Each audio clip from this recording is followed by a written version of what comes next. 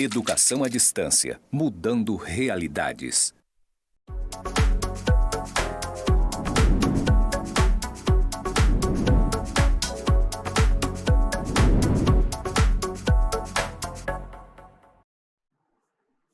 Olá pessoal, como estão? Eu sou a professora Leide Souza e essa é a disciplina de Gestão de Pessoas e Comportamento Organizacional.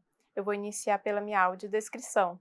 Sou mulher com pele branca, cabelos longos e lisos, estou utilizando uma blusa e sapatos coloridos e uma calça preta. Estou nos estúdios do IFRE e atrás de mim tem uma parede branca com pontos interconectados. Esse é o meu sinal na comunidade surda. Então vamos iniciar a nossa aula de hoje. Nossa aula de hoje, a quinta aula, né? Nós vamos tratar sobre liderança e sobre equipes, né? Como é que se dá essa relação entre líder e equipe. Vamos iniciar então com os grupos e equipes, né? Aqui tem uma diferenciação. Eu poderia dizer para vocês que toda equipe é um grupo, mas nem todo grupo é uma equipe. O grupo, ele é formado por duas ou mais pessoas com o mesmo objetivo. E nele, porém, cada pessoa exerce sua atividade de forma individual. Nesse contexto, as pessoas elas estão mais propensas a competir entre elas e, consequentemente, os melhores tendem a ter mais destaque.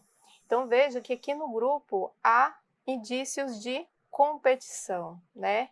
E menos colaboração.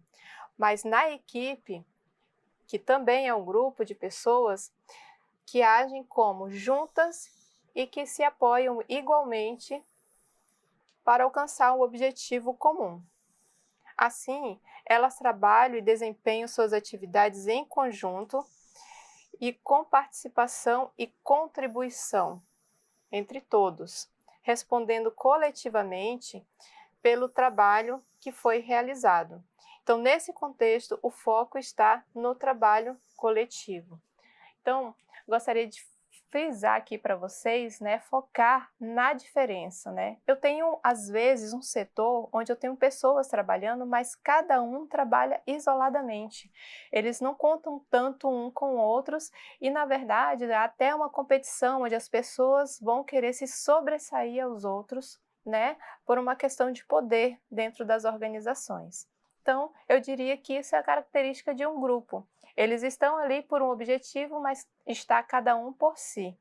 Já na equipe, a equipe ela é mais colaborativa, né? Ela tem um nível de cooperação muito grande, as pessoas se apoiam, se ajudam, as pessoas entendem qual é a atividade da outra pessoa e elas vão alcançar o objetivo juntas, só que de forma coletiva e não individualizada, sabendo que o grupo vai mais longe juntos. Então, perguntaria para você qual que é melhor para uma organização.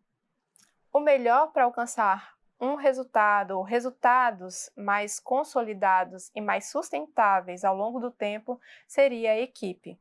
Não que não haja hoje empresas e organizações que tenham grupos funcionando nessa sistemática que nós estudamos. Sim, há, mas o ideal é que cada organização montasse ou formasse a sua equipe. Vamos seguindo então. Gestão de conflitos. Por que falar de conflitos é tão importante? Porque a gente está falando sobre grupos e equipes. Então, o que é um conflito? O conflito ele é uma diferença entre uma pessoa e outra, entre duas pessoas, entre duas áreas, entre duas organizações, entre países. Então, o conflito ele pode ser entre entes de qualquer esfera. Duas classificações de conflito que podem ajudar a gente a entender quais elementos que podem ajudar na sua resolução. A gente tem aqui o conflito racional, que refere-se a um impasse sobre um valor, um prazo ou alguma definição de troca ou entrega no ambiente de trabalho. Esse conflito ele é mais fácil de ser resolvido porque ele está na esfera da racionalidade. Agora, o conflito emocional. Ele ocorre quando uma ou ambas das partes têm interesse pessoal, que envolve o quê? O seu status, o seu ego ou a sua posição. Esse tipo de conflito ele é muito mais difícil de resolver e também é muito vivenciado nos ambientes políticos e nos ambientes políticos das organizações, principalmente das organizações públicas. Mas todo tipo de organização pode ter também os conflitos emocionais. Ele é mais difícil de resolver por quê? Porque as pessoas estão vinculadas por meio das emoções. Quando você está vinculado num conflito por meio da sua emoção, você quer ganhar, você quer ter razão em cima do outro, né? Você quer fazer valer a sua visão. Então, o ideal é que dentro da organização nós pensemos em estratégias para sanar os conflitos, para resolver os conflitos. Vamos seguindo, então. Outros 3 tipos de conflitos ajudam também a gente a refletir como podem ser resolvidos os conflitos. A gente tem aqui o conflito pessoal, que se refere a como você lida consigo mesma. Está relacionado a se você reconhece as suas reações diárias e como você alimenta o seu autocontrole.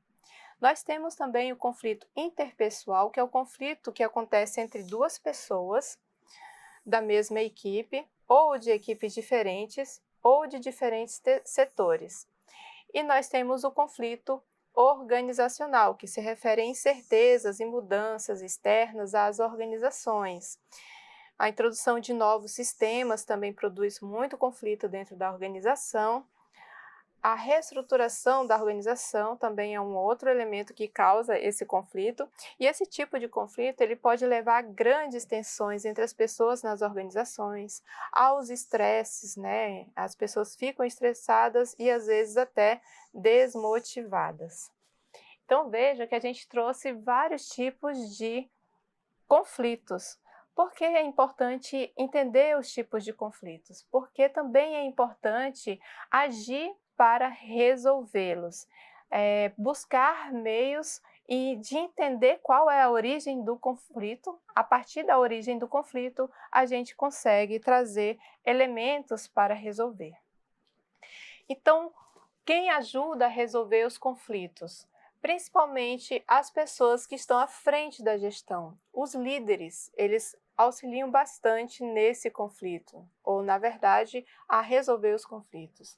Então, quais são as habilidades muito importantes para que nós possamos desenvolver para que a gente consiga liderar bem e também resolver conflitos?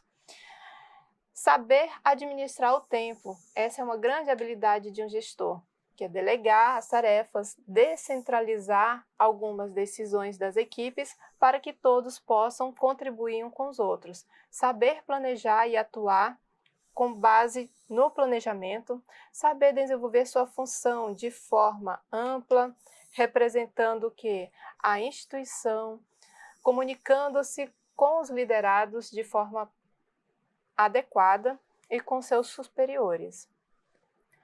Saber controlar também é uma habilidade a ser desenvolvida pelo gestor, que é ter uma visão estratégica por meio da qual acompanha as atividades que são desenvolvidas, comandadas e ajustadas quando necessário. E saber agir para buscar os melhores resultados a todos os envolvidos, na verdade, na organização. Saber se relacionar seria a última habilidade aqui listada, com comunicação clara, ouvindo e conduzindo bem as atividades. Então veja que o gestor, ele pode ser o apoiador para a resolução de conflitos, ele pode também ser a pessoa que vai possuir essas habilidades que nós acabamos de estudar, e vai desenvolver essas habilidades para que a sua equipe se sinta segura para fazer sua atividade e alcançar os objetivos.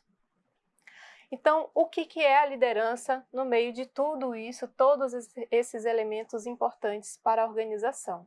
A liderança, ela é a arte de influenciar outras pessoas a responder positivamente ao estímulo da gestão e a realizar um excelente trabalho, principalmente porque elas se sentem bem fazendo isso.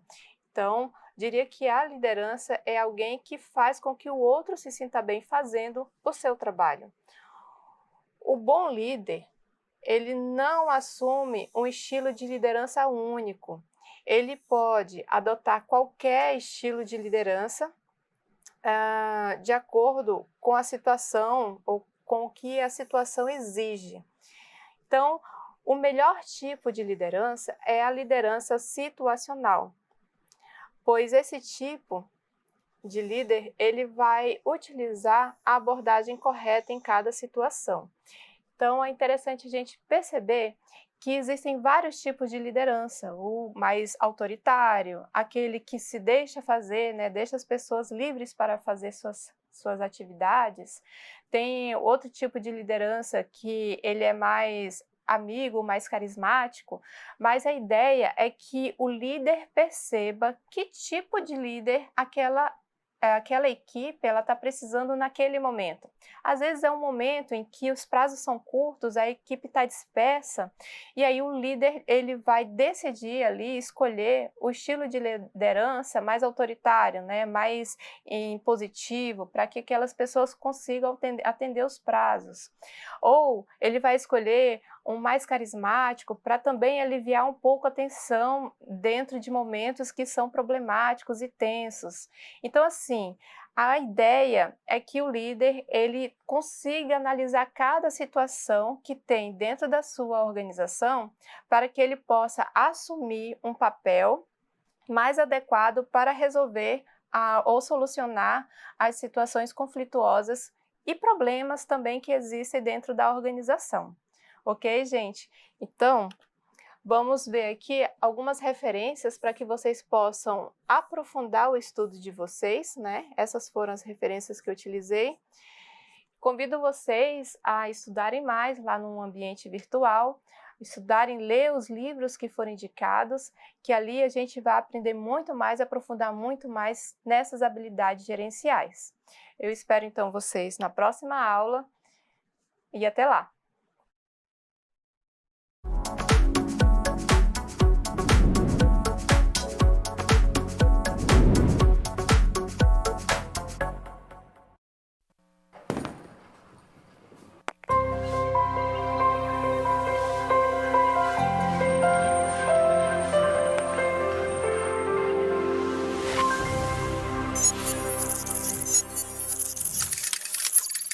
Educação à distância, mudando realidades.